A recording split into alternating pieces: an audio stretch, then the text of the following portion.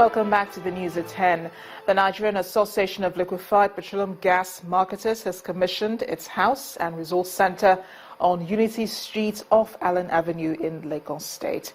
At the commissioning, the president of NALPGAM, Mr. Basil Owanu, explains this is the first of such projects embarked upon, completed, and put to effective use in the history of the Nigerian LPG industry. On a regular day, this is how Unity Street on Allen Avenue looks like. But today, it's different, with security officials around to ensure nothing goes wrong.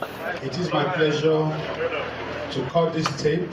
It is the official commissioning of the National Association of Liquefied Petroleum Gas Marketers House and Resource Center at number 5 Unity Road off Toyin Street, Allen Avenue in Lagos, Nigeria. The significance of this building goes beyond the structure, as it serves as a one-stop center for the association. If you want to invest in LPG, you can come to our resource center and get all the information, because we are going to enlist accredited engineers from DPR, accredited consultants from DPR, because we in NALPGAM, we believe in one thing: safety or nothing.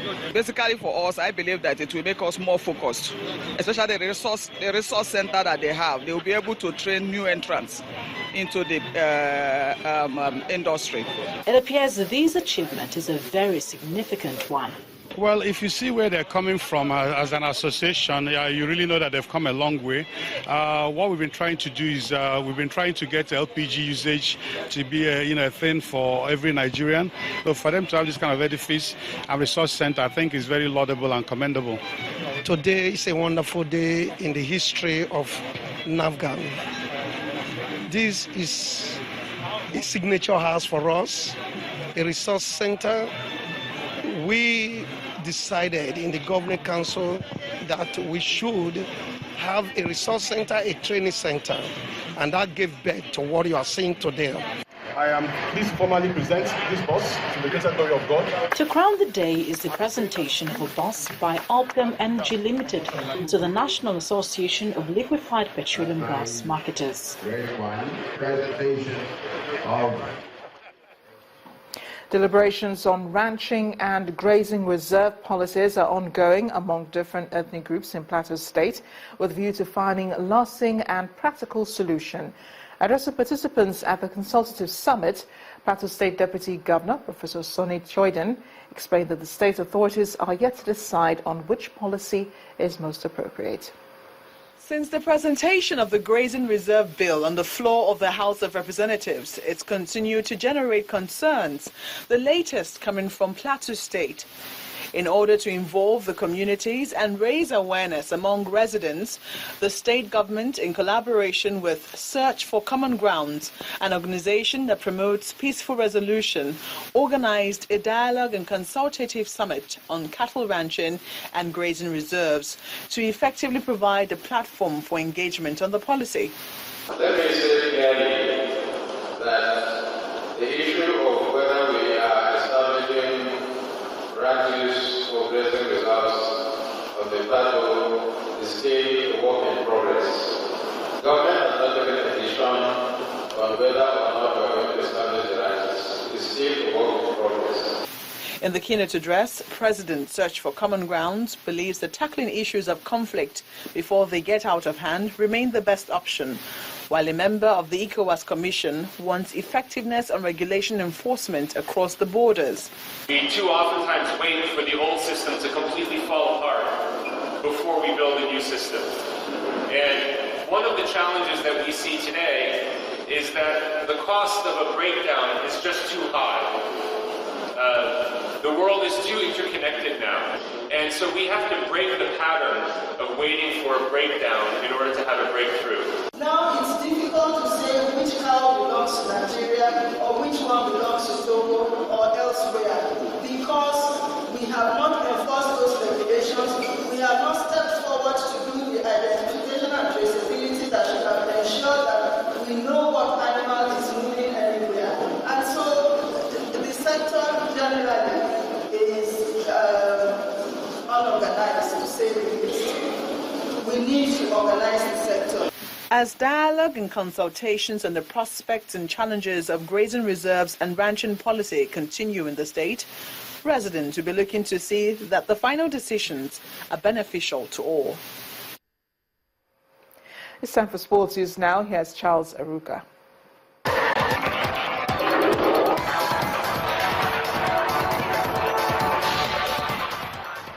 Well, thanks, Amarachi. Welcome to Sports News. Nigeria's Quadri has become the first African to top the Commonwealth table tennis rankings. Among the 277 players listed by the Technical Committee of the CTTF, Quadri garnered 2,385 points to place first, ahead of Singapore's Gao Ning and England's Liam Pitchford in third. Africa's most decorated player and six-time Olympian Segun Toriola is rated 12th with 2,014 points.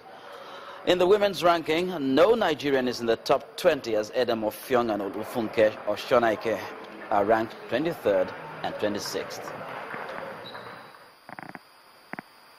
Football now. Portugal have qualified for the semi-final of the 2016 European Championships. Portugal defeated Poland 5-3 via penalties after the thrilling encounter had ended 1-1 at full time and extra time. Portugal will now face the winner between Wales and Belgium for a place in the final. And over to player transfers. Zlatan Ibrahimovic has confirmed football's worst-kept secret by saying he'll join Manchester United in the summer. Ibrahimovic made the revelation on social media, accompanied by a picture of United's badge. The 34-year-old is expected to undergo a medical next week before signing a one-year contract at Old Trafford. He'll now attempt to win a fifth Major League title under the guidance of Jose Mourinho, who once coached him at Inter Milan. In tennis, Andy Murray beat the informed Yen-Su Liu in straight sets to reach the third round at Wimbledon. The British number one came through 6-3, 6-2, 6-1 and goes on to face Australia's John Millman. Kei Nishikori survived an early scare before he dispatched buccaneering Frenchman Julien Benneteau 4-6, 6-4, 6-4, 6-2. David Ferrer became the highest-ranked casualty so far in the men's singles when Frenchman Nicolas Mahut overpowered him 6-1, 6-4, 6-3. And Grigor Dimitrov recovered from a mid-match loss of concentration to overcome Gilles Simon 6-3, 7-6, 3-6, 6-4.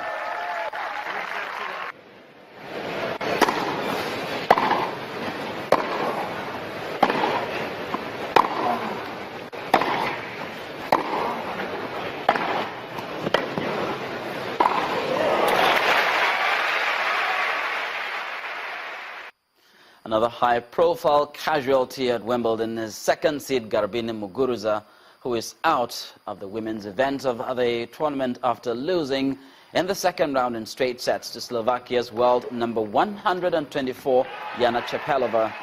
The 22-year-old French Open winner, who lost last year's final to Serena Williams, lost 6-3, 6-2.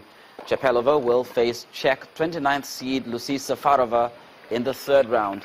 Fifth seed Simona Halep reached the third round with a straight sets victory over Italy's Francesca Schiavone.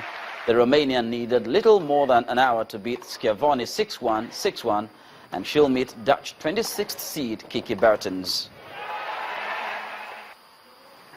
And in swimming, Michael Phelps has qualified for his fifth Olympic Games after winning the 200 meters butterfly at the U.S. Olympic swimming trials.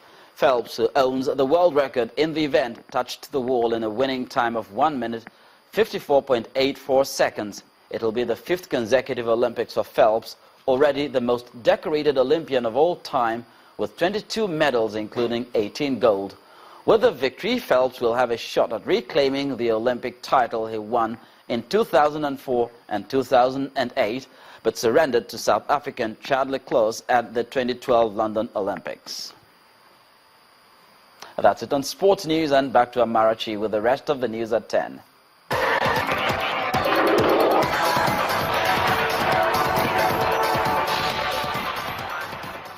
Former Mayor of London and leading Brexit campaigner Boris Johnson has ruled out his participation in the contest to be next Conservative leader and Prime Minister of Britain.